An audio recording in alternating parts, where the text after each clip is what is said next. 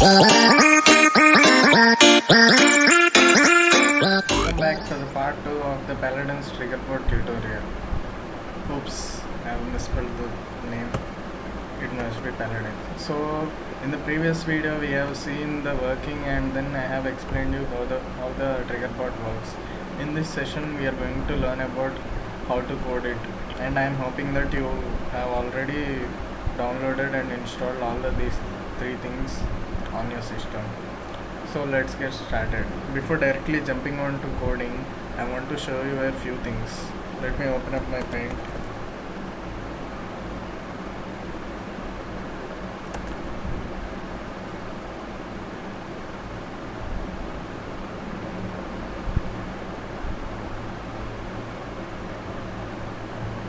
Let us take it as a bit bigger. So assume that this is your whole desktop screen. So and then assume that you are playing your game over here. Okay, so let me give them names. This is gonna be your desktop. Let me increase its font so that you can see. So this is the desktop, and then this is your game, Paladins game. Okay, alright. This might be your game, and okay. So the thing now I want to explain you is that the center of the screen will be having your reticle, and then to the center of it will be having a dot. Okay, I'm not very good at drawing, but then it's okay, it's fine. This will be your reticle, and then this dot will be your center of the reticle. And then I want to tell you that about the coordinate system. The coordinate system of the screen works in this way. Let me draw it and then show it to you.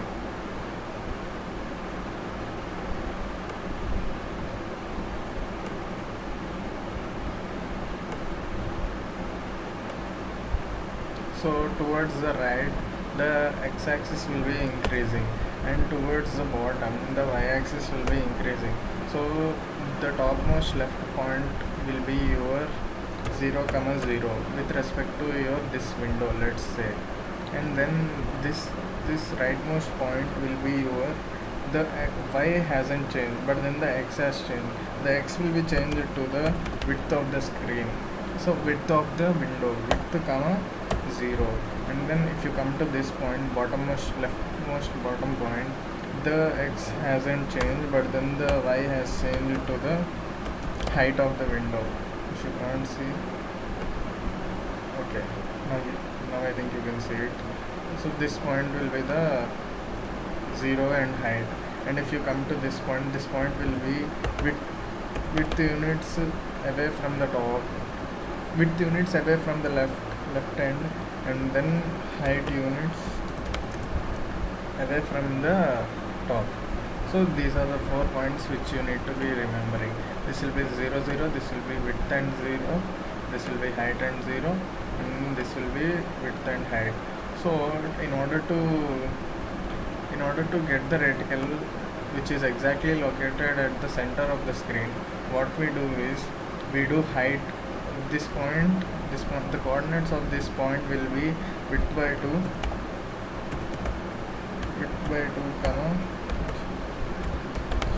height by 2. I hope you all know this. So this is width by 2, since the whole width, as this is the midpoint of the screen, this will be at the half of the width, and then along the y-axis it will be at the half of the height. So we'll find out the width by 2 and height by 2, which will give us the center point of the screen, where our reticle will be located. And then what we do is we'll check the color of the pixel at width by 2 and height by 2. If it is the one which we are checking for, then we'll shoot it by simulating the mouse event. So in order to do this, Let me minimize this and let us start coding now in the Visual Studio. I hope you have already installed some version of Visual Studio which has an access to use the C++ project. So go into file, go into new, and then project, and then in this go under the installed, and then templates. Under templates go under Visual C++. In that select empty project and name the project whatever you want, but I am naming it as Triggerbot YouTube and game name Paladins. Okay, so make sure that you have selected empty project Visual C++ and then name the project and then click OK. The project will be created for you. Wait for a second for it to load. Done, it has been loaded. And then go into the Solution Explorer, and then now, as we all know that C++ is object oriented, we are going to be dealing this with classes. So right click on the source files and then add. Under add, go into class, select the C++ class and then add, and then we need to give a name to the class. I am giving it as scan content. Scan content, as it should scan the content of the pixel and it should give us the details. So automatically scan contents.h and scan contents.cpp will be created for us, and then all of those will be public, and then click on finish. It will create scan contents.h for us and then scan contents.cpp for us. .cpp will contain the implementation of the functions which were declared over here. I hope that you have a minimum basic knowledge of C++ and object-oriented programming. So now, and then for our main program to run, we need to have one another C++ file. Go and right click on the source files, add a new item, and then C++ and name it as main.cpp. CPP for C++, the extension main.cpp, and add. So the first thing we need to do in the main is that we need to include the scan contents. I should be small.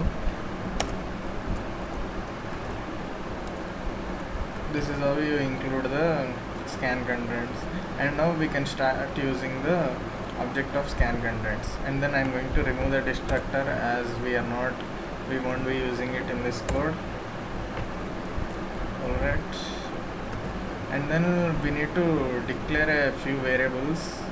The scan content should hold the center of the screen, so I'm going to declare as center x. Two variables, center x and int center y. Center x and center y are the two variables which will hold the center of the screen, and we also need another variable called HDC. What this HDC does is that it gives an API to program our Windows or to do anything. You can go into the MSDN site and then search about it, HDC. I'll be providing you the links about all these things. This will give an application programming interface for us to have access to the DirectX APIs and all those things. So we need it in our program. So HDC, we'll name our HDC as HDC. So now it is showing an error. So the error is that HDC is undefined. So we need to include windows.h in order to use this. So now we need to include the windows.h. Sorry for my bad typing. Windows.h has been included. Alright, the next thing which we will be needing is that we will be needing IOStream. Why IOStream is because we need to print out, we need to use cout and cin to give outputs to the console. So for that we need the IOStream, and then we also need to use a namespace. I'll be clicking Control and space. What it does is it allows us to do autocomplete. When you, let's say I pressed NAME and then I pressed control space. It gives me the IntelliSense and then autocomplete. It gives me the options which are starting with NAME. You can press tab to autocomplete, and then we have included the namespace std. Done. So now we are going to create the constructor for it. So the constructor should take these three variables, and then, as we all know, that the constructor should initialize the local variables. We are going to do it. I have just copy pasted because I know that I am very lazy. So the scan contents constructor should take a center x, and then it should take a center y, and then it should take a HDC, and then initialize all these three to these three values. Now to differentiate, I am putting underscores to the values which are variables. So let us take the let us take the function declaration and then give it a definition. Alright, so this header file will contain only the declarations of the functions, and .cpp will contain the definition of the function. So this scan contents colon will tell that this function belongs to the function class scan contents, and this is a constructor, so there is no need of writing void or so or any return type, because it is a constructor. Constructors need not return a value. So what we need to do is we need to take these values and then initialize it with the local variables. So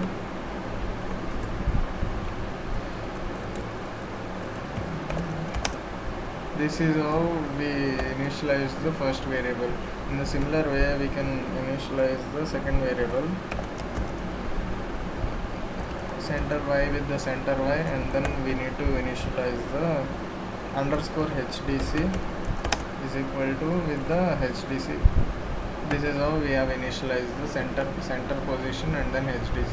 As I have said, HDC will have the screen or the window. It will contain the window API to handle it. The next thing is we need to create a function called let us name it as scan void scan reticle.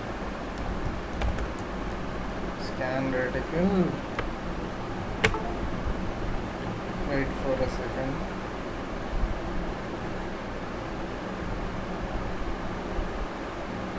Alright, we need to have a function scan reticle, and then we need to this scan reticle function, what it does, reticle. Alright, the spelling is correct. What this function should do is it will scan for the color, and then it should manage the mouse events to click. So we'll give a function body for it inside the CPP file.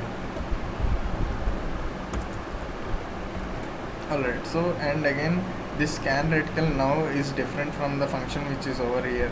To link up these both, what we need to do is we need to add this scan class name double colon, which will tell that this scan reticle function belongs to scan contents function, and now you can see that the green underline has gone. With this, now next what we do is we'll write the body for the scan reticle function. So now what I need is I need to be always continuously check the center of the screen. So to continuously check the center of the screen, I'll take a while loop. See the auto complete, it is automatically suggesting me what to fill. Tap on that, tab it, and then it will fill you. So while true, if you understand this, while is a loop which runs if the condition inside it is true, and true will always be true. So this condition this loop, or rather, will be running forever. So this is called an infinite loop. So while true, what we want to do is first we do is we'll check color. First what we need to do is we'll check the color. This function is not declared till now. I'll declare it just in a minute. Check color. Let us comment it. First let us declare that function check color. That check color should return a void, so I mean no need of returning anything. So check color is to be included in the class, and then we need to write the function body for it, check color. Again we need to follow the same thing, void, and then to link up with the class we need to add this scan contents colon colon. This is how you have created the function check color. What this check color should take is it should take a color reference and then a position. So color reference, and then it should take int x and int y. So color ref, and then let us name it as a pixel. So I'm going to take a color ref pixel, and then it should be at the location where we want to check. X and y will be, as I have said, x will be increasing from left to right, y will be increasing from top to bottom. It is 0 over here, left top point. So this should what this should do is it should check the color, and then if it matches, it should be shooting. Like that is the main aim of the trigger board, as I have said. So it is showing that it is telling that it is incompatible with this. The reason is that the function which we have declared over here has no parameters. These are called parameters, so we need to give them the parameters over here also.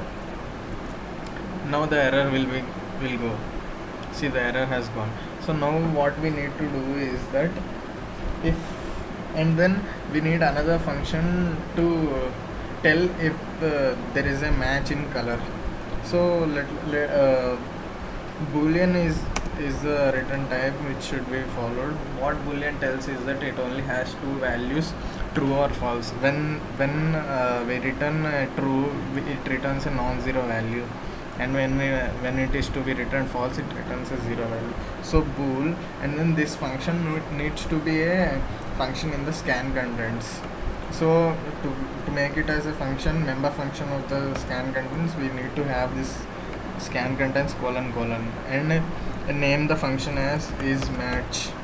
So what it tells is that is the color which you gave to me, is it matching? If it is matching, and then we'll return true. If it is not matching, we'll return false. As simple as that. So we'll send a color reference pixel to it, and then the error which is coming over here is because we haven't declared the function in the body of it, so we need to declare it. Now the error will go. If you see over here, the error has gone. Now in the is match, what we need to do is we need to extract out the red, blue and green values of the pixel. So int red is equal to get r value. Get r value is the name of the function. Get r value from the pixel.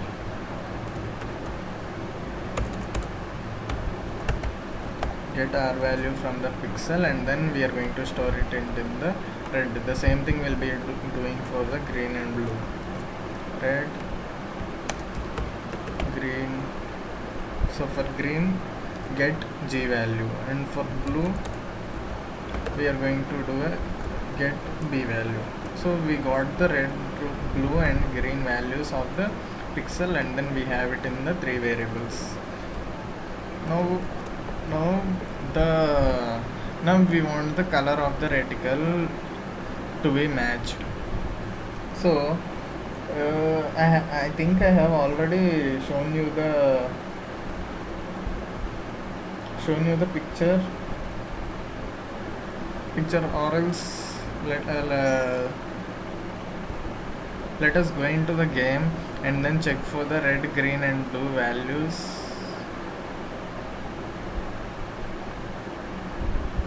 or else let me show you the paint one, and then it will show you the red, blue and green values. I have already said you that I'll be including these pictures. So sorry, you need to open this in the paint. So how to do this, take a screenshot while you are playing a game, and then open with the paint. When you open with the paint, zoom in to the correct location of the center of the reticle.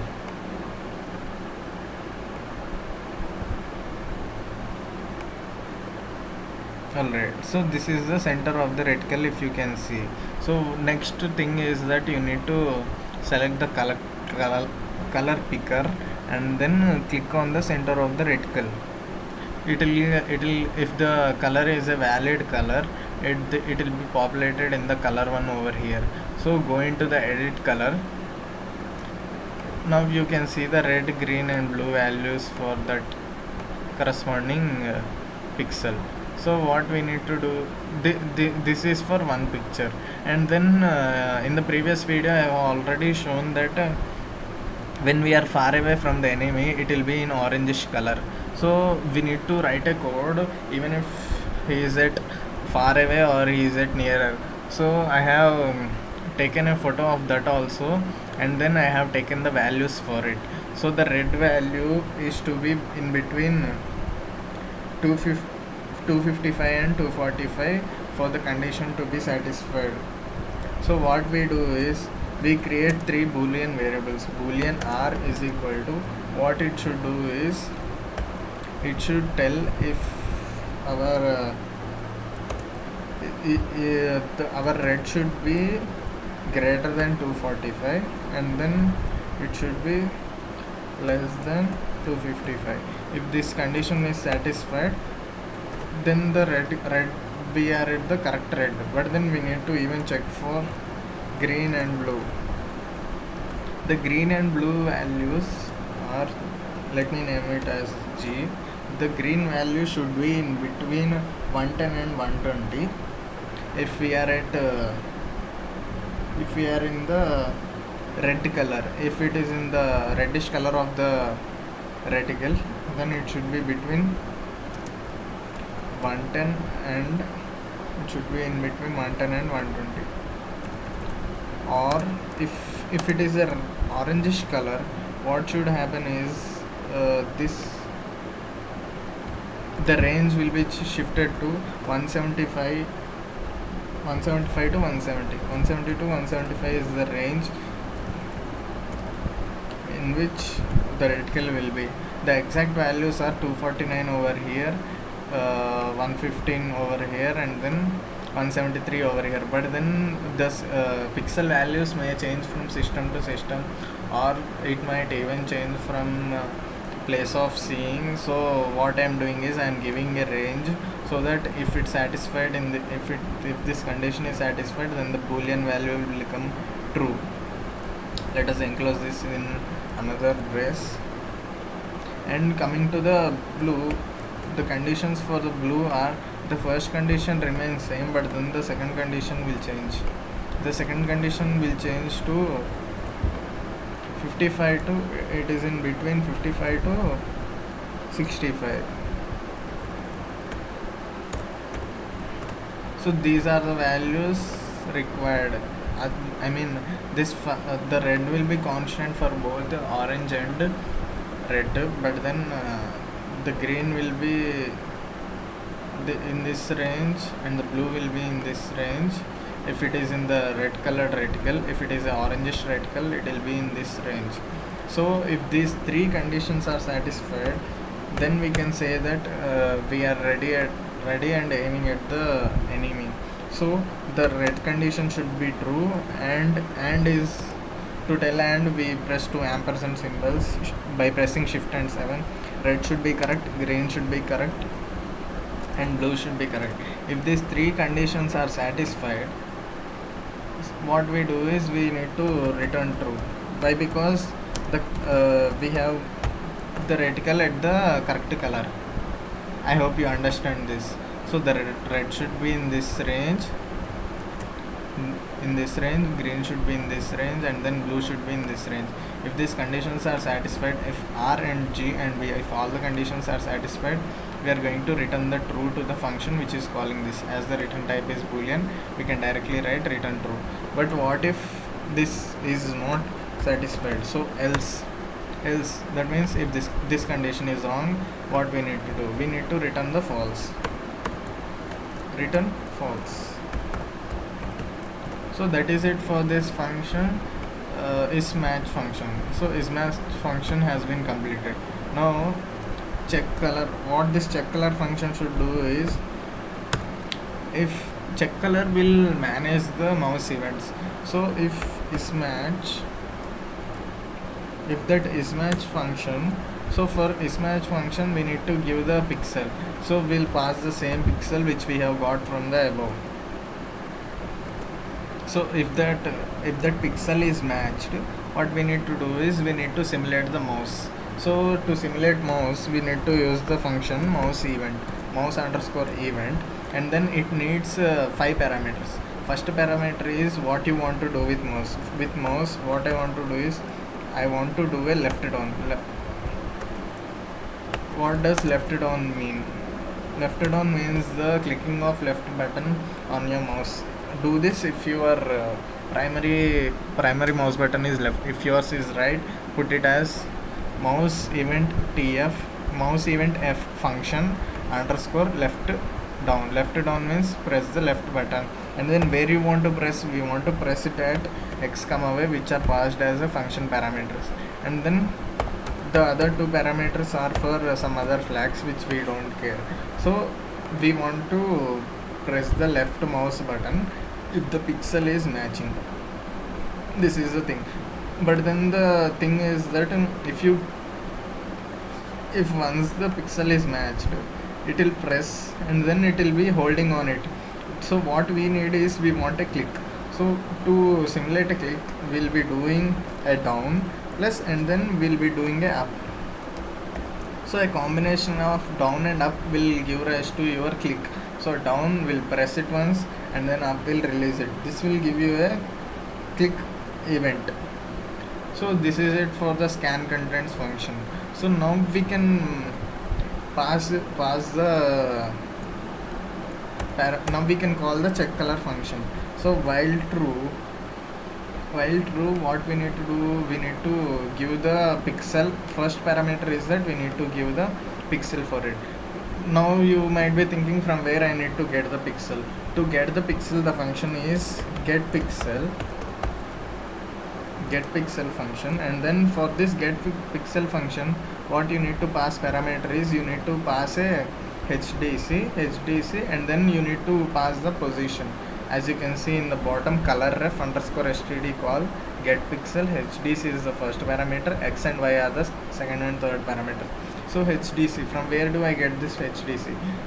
We have already declared the HDC as a member for this. So we can directly pass that same HDC to it. So the HDC was named as underscore HDC, and then the location was named as first x is named as underscore center x. So give it the first parameter, and then the second parameter was named as underscore center y. This will be the first parameter to our check color function, which is a pixel, and the second and third are the x and y. So again pass the x value and then pass the y value. So we have called the check color function. After checking color, while it being an infinite loop, it will be running at very high speeds depending on your processor. It will be running at gigahertz speeds. So to make it stop, what we'll do is we'll use the function sleep. So what this function sleep does is that it makes this thread or the program to stop for specified amount of milliseconds. Let's say I want to stop the program for 10 milliseconds. That is it for the scan contents scan reticle function. But then this program is will be running infinite amount of time. But then if let's say the user want to come out of this hack, what we need to do is that we need to make him allow to come out of it. So to do that, we'll be using a function called get async key. What that get async key does is that, sorry, get async key state, what it does is it will get the state. If we pressed a particular button, it will return a true, else it will return a false. It is a boolean function. So what we do is, if the user, if get, let me write the function, if get async state of, so we'll be using virtual keyboard for it. I mean, we can even use the hard physical keyboard. vk underscore delete. So let's say if the user, if read it in normal English, so if get async state of vk delete is true, what we need to do is that we need to exit out of this program. So before exiting out of this program, what we'll do is, we'll call the system and then we'll clear the screen. This function, what it does is, it goes to the console and then it calls the clear screen function, cls, and then we'll type prompt to the user that you are about to exit this, and then go into the new line. You are about to close it, and then we'll pause for the user input. We'll pause for the user input. So it is paused, and then if he presses continue, we'll exit out of this program. So that is it for the scan reticle function. What it is doing, it is running an infinite while loop. It is checking for color. So the color, for that check color, we are passing the center of the screen as a first pixel, and then the locations are center x and center y. And then the check color, what it does is, if the pixel is matching, in the match function, red, blue, green values of that pixel are extracted using the get r, get g, get b values, and then we are checking if it is in the required range. If it is in the required range, if all the conditions are satisfied, we are returning a true. If it is not in the required range, we are returning a false. So if the pixel is matched, we'll do a left down followed by left up, simulating a click. So check color will be doing that, and then we'll make it sleep for some time, and this part of code will allow you to get out of this program once you have completed the execution. Let me check for the code if I have written everything correctly or not. The scan contains everything is right. Is not. Alright. So the scan contents.cpp is completed. Now let us see the scan contents header file once, if we have written everything or not.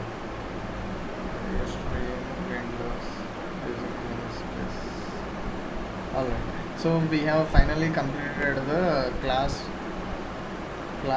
and now we need to start the coding of our main. I'll be doing the main in the next video. Stay tuned.